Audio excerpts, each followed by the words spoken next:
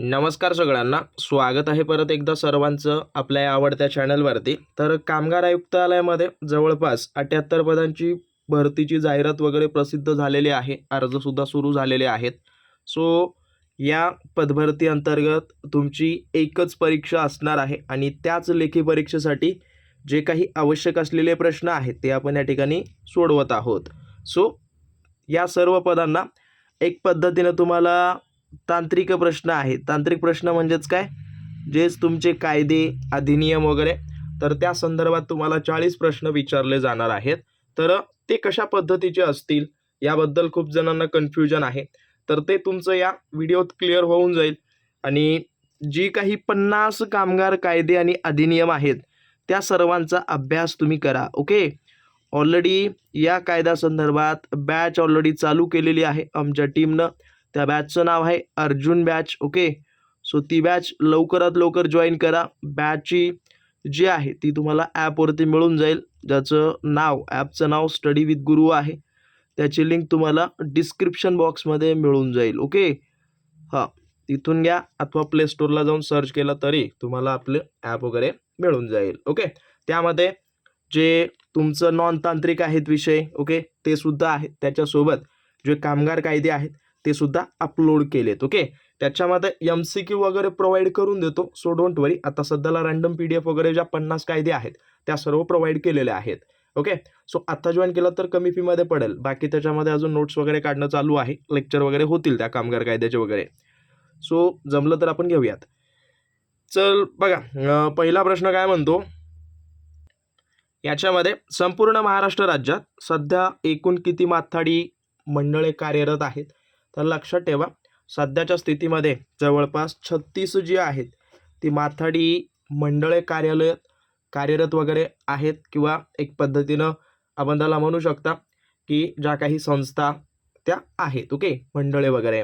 आता हे नेमकं काय वगैरे करतात, तर जे काही आहेत जसं की हमाल, ओके, हमाल, त्यासोबत माथाडी कर्मचारी, ओके, त्याच्यासोबत जे काही श्रमजीवी कामगार असतात ना, तर अशा सर्वांचं काय नियमन करण्याचं काम हे माथाडी मंडळे त्या ठिकाणी करत असतात. ओके.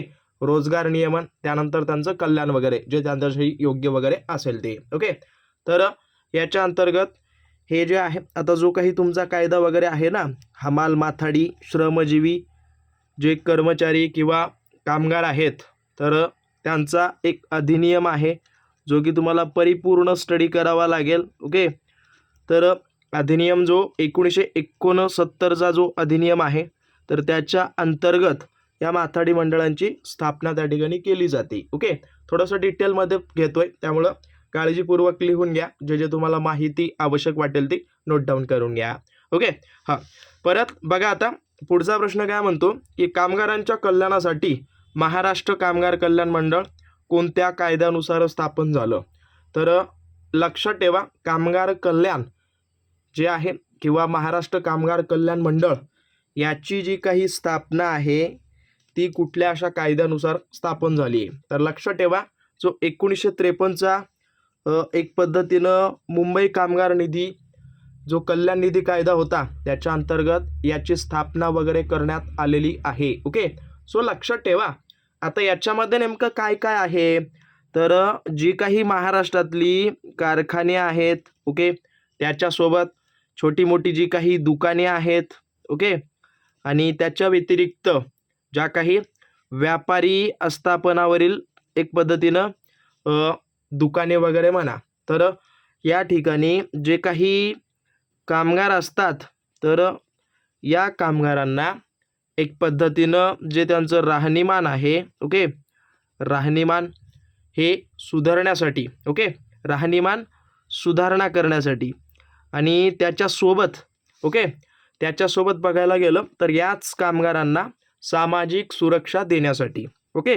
थोडंसं लक्षात ठेवा, सामाजिक सुरक्षा त्यांना प्रदान करण्यासाठी हा कायदा या ठिकाणी एक पद्धतीनं आलेला आहे, आणि याच कायद्यानुसार या महाराष्ट्र कामगार कल्याण मंडळाची स्थापना या ठिकाणी झालेली आहे. ओके. सो लक्षात ठेवा जेवढं होईल तेवढं. आणि याच्यामध्ये परत बघायला गेलं, याच कामगारांचं राहणीमान सुधारण्यासाठी हे कल्याण निधी कायदा हेच 2 वेळा वर्षातून निधी वगैरे जमा केला जातो. सो हेही लक्ष ठेवा. ओके, निधी जो आहे तो 2 वेळा त्या ठिकाणी काय करतात, एक पद्धतीनं जमा वगैरे करतात. ओके, हां, तर हेही थोडंसं ॲड करा. बाकी बघायला गेलं तर 1948चा जो कारखाना कायदा आहे, तर याच्या अंतर्गत काय काय आहे याच्यामध्ये हेही समावेश सांगतो. एक पद्धतीनं याच्यामध्ये काय दिलं की जे जे कारखान्यामध्ये कामगार काम करतात, ओके, तर त्या कामगारांचं एक पद्धतीनं जे आरोग्य आहे, सुरक्षितता, कामाचे तास, सुट्ट्या या सर्वांचं जे नियमन आहे ते या कारखान्यामध्ये समावेश आहे. सो लक्षात ठेवा. ओके, हां, परत बघायला गेलं तर 1961चा बाळंतपण लाभ कायदा, तर हा जो आहे तो स्पेशली करून महिला कामगारांना प्रसूती काळात पगारी रजा त्यांना देण्यासाठी हा एक कायदा प्रदान वगैरे केलेला आहे. ओके, हां, बाकी कंत्राटी कामगार कायदा हे तर सगळ्यात सोपा कायदा, जे काही कॉन्ट्रॅक्ट बेसिसवर काम करतात ना, तर त्यांच्यासाठी हे आहे. त्यांचं शोषण रोखण्यासाठी, परत रोजगाराच्या अटी वगैरे त्यांच्यासाठी वेगळ्या असतील हे ठरवण्यासाठी हा कायदा त्या ठिकाणी आहे. ओके, अशा पद्धतीनं इन डिटेलमध्ये थोडी थोडी माहिती पाहत गेलात तर तुम्हाला त्या ठिकाणी सगळं कळून जाईल. आणि परत परत सांगतोय, जास्त करून कलम किती आहे, कलम असं आहे तसं आहे ते जास्त करून डीपमध्ये नका करू. परत परत सांगतोय. ओके, हां, जमलं तर एखाद्या कायद्याचं जे महत्त्वाचं वाटेल ते करा, पण सहसा तरी कलमा संदर्भात करू नका. कारण का प्रत्येक कायद्याचे प्रत्येक कलम जर पाठ करत राहिलात तर ते तुमच्या डोक्यावर येऊन जाईल. आणि अजून एक सांगतो, सहसा तरी परीक्षेला तुम्हाला कलमावर 1 ते 2 प्रश्न येतील. ओके, बाकी त्याच्याशी निगडीत आतमधले असेच सामाजिक क्वेश्चन वगैरे तुम्हाला येतील. त्याच्यामुळं त्या पद्धतीनं प्रॅक्टिस करा, पाठ वगैरे करा. ओके, वाचा सगळे कायदे. परत माथाडी कायद्यांतील किंवा कायद्यातील तरतुदीचे किंवा योजनांचे पहिल्यांदा उल्लंघन केल्यास कमाल किती शिक्षेची तरतूद आहे. ओके, तर अशा पद्धतीने विचारले तर लक्षात ठेवा, जो काही हा माथाडी कायदा आहे, ओके, हां, आपण वर बघितलाय हमाल माथाडी श्रमजीवी रोजगार अधिनियम जो काही 1969 आहे, तर त्याच्या अंतर्गत त्या योजनेचं एक पद्धतीनं जे काही वरिष्ठ कर्मचारी वगैरे असतील किंवा जो काही मालक असेल तो जर त्या कायद्याचं उल्लंघन करत असेल तर त्याला पहिल्यांदा तो चुका केला असेल तर त्याला जे आहे ते सगळ्यात पहिलं 3 महिन्यापर्यंतचा तुरुंगवास किंवा त्याला 500 रुपये दंड लावलं जातं. ओके, हां, या दोन्हीपैकी एक. ओके, जेव्हा तो फर्स्ट टाईमला काय करतो, चुका करतो, या कायद्याचं उल्लंघन करतो. पण ज्या वेळेला तो सेकंड टाईमला उल्लंघन करतो, ओके, तर त्यावेळेला एक पद्धतीनं त्याला 6 महिने तुरुंगवास, हे 1000 रुपये दंड वगैरे त्याला लावलं जातं. ओके, तर हे थोडंसं लक्षात ठेवा, नोट डाऊन वगैरे करून घ्या. ओके, हां, बाकी आता याच्या व्यतिरिक्त जे काही हे अशा पद्धतीनं विचारले जातात, त्याच्यामुळे कलम वगैरे पाठ नका करत बसू. अशा पद्धतीनं हे डिटेलमध्ये जमलं तर जे महत्त्वाचे असतील ते पाठ करा, तसा काही विषय नाही आहे. ओके, हां, परत काय म्हटलं की जर एखाद्या मालकाने कामगाराला सरकारने निश्चित केलेल्या किमान वेतनापेक्षा कमी वेतन दिले तर कायद्याच्या कोणत्या कलमांतर्गत तो दंडनीय गुन्हा ठरतो. ओके, तर लक्षात ठेवा, हा एक पद्धतीनं कलम किंवा हा कुठला आहे, किमान वेतन जो कायदा असतो, ओके, किमान वेतन कायदा, तर जो आहे तो 1948 मध्ये हा कायदा लागू करण्यात आला. तर या कायद्याच्या जवळपास कलम 22 नुसार जो आहे तो एक पद्धतीनं एखाद्या कामगाराला त्याच्या कामापेक्षा कमी जर वेतन दिलं गेलं तर त्याला या ठिकाणी एक पद्धतीनं दंड वगैरे दिला जातो. या पद्धतीनं हां, हे आता महत्त्वाचा कलम आहे, त्यामुळं हाही त्याच्यामध्ये थोडंसं ॲड करा. ओके, आता हा शिक्षा वगैरे तीच आहे, जसं की एक पद्धतीनं 6 महिने तुरुंगात ठेवलं जातं. हे जर नसेल तर त्याला 500 रुपये दंड लावला जातो. ओके, दंड लावला जातो. या पद्धतीची ती तरतूद वगैरे आहे त्याच्यामध्ये. ओके, हां, बाकी आता याच्यामध्ये काही वेगळं नाही आहे, सो स्किप करा. आणि परत परत सांगतोय, बॅच वगैरे जॉईन केली नसेल करून घ्या. त्या बॅचमध्ये तुम्हाला जेवढं होईल तेवढं व्यवस्थितरित्या जे काही नोट्स असतील, MCQs असतील ते प्रोव्हाइड करण्यावर भर देऊ. ओके, हां, सहसा तरी तसे वेगवेगळे आहेत. ओके, हां, पण त्याच्यामध्ये अजून थोडंसं इन्फॉर्मेशन आपण इन्क्लूड करूयात. परत श्रमिक संघ अधिनियम 1926च्या कलम 21 नुसार, ओके, कोणत्याही कामगाराला एखाद्या नोंदणीकृत कामगार संघटनेचा सदस्य होण्यासाठी किमान म्हणजे कमीत कमी, ओके, कमीत कमी किती वर्ष पूर्ण असणं आवश्यक आहे. तर लक्षात ठेवा, या श्रमिक संघ अधिनियमानुसार जवळपास त्या कामगाराला एखाद्या नोंदणीकृत कामगार संघटनेचा सदस्य विचारले.